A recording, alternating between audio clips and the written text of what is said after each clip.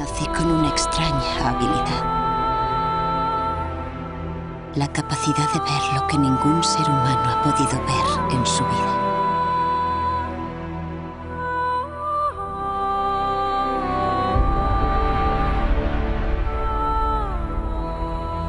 I'm not a big gamer.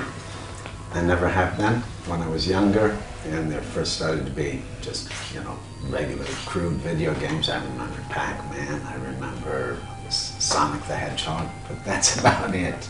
I'm not a video game guy. But I will say that this was really fun to do as a performer, and I like the people involved, and I like what their ambitions and their intentions are for the game, particularly the aspects of, you know, the interactivity of the characters and the variations in the scene, so I probably will check it out.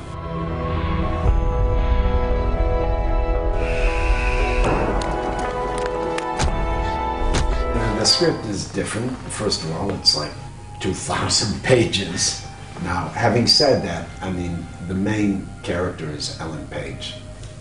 I'm in a part, I run through the movie, but you see me sporadically, so my role isn't nearly as extensive, so I'm not dealing with those 2,000 pages. But one thing I am dealing with is we do scenes that have very many variations. So when you're shooting, you're doing like version A, version B, version C, version D, version E, version F. So you're doing all these variations, and you're working very quickly. You're basically doing 20 minutes a day of material. You're generating that much material.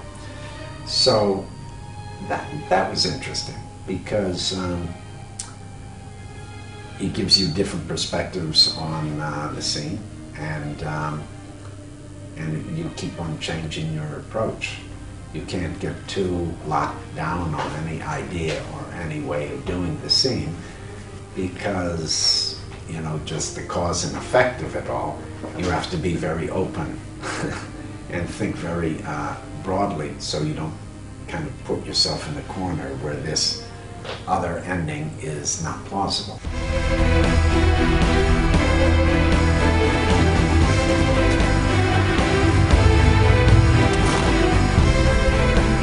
Ellen Page was a really good partner, and I did most of my stuff with her. I did some stuff with the little girl, but mostly with Ellen, and she was really fun to work with. Exceeded my expectations. I didn't ask to be different. I just want to go out and have friends and be like other girls my age. You'll never be like them. You need to get used to that. The mocap outfit and the dots on your face, after a little while, it's like anything. You get used to it, you forget about it. It's not much fun to put on in the morning. It's not very attractive, but you forget. The suit's tight, but other than that, it's nice because you're kind of put in a neutral place. You become like a thing, and it allows you to concentrate on the actions and on what you're doing. There are very few distractions. Hello, Jody. My name is Nathan Dawkins. I thought it would be a good idea for us to have a little chat, get to know each other a little better.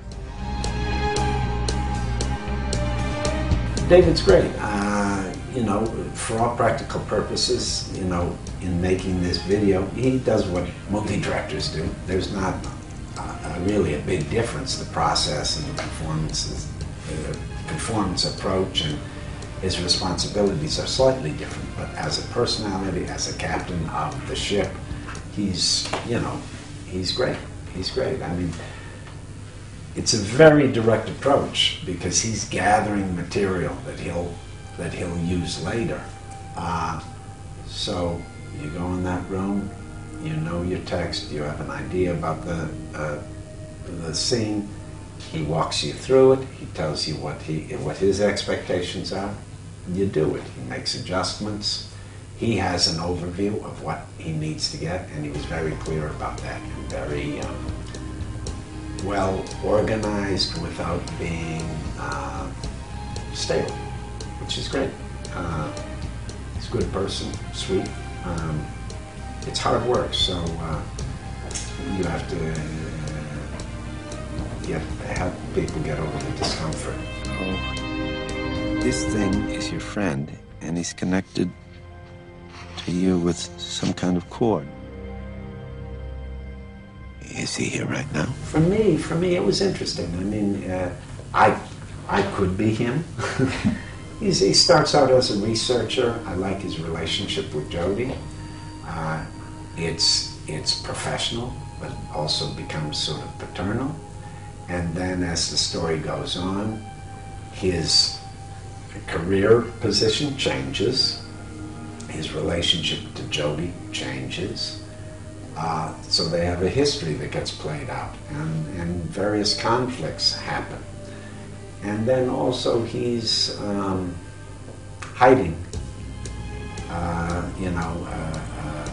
a loss in his life that comes up later in the story, and it colors very much his motivations. So he's a good man, but he's flawed, and he's not a bad guy. He doesn't function as a bad guy. In some ways he functions as a hero. It's, it shifts around. And anytime you have a character like that, I think it's interesting, because you can only speak directly to what it is. It doesn't remind you of something else.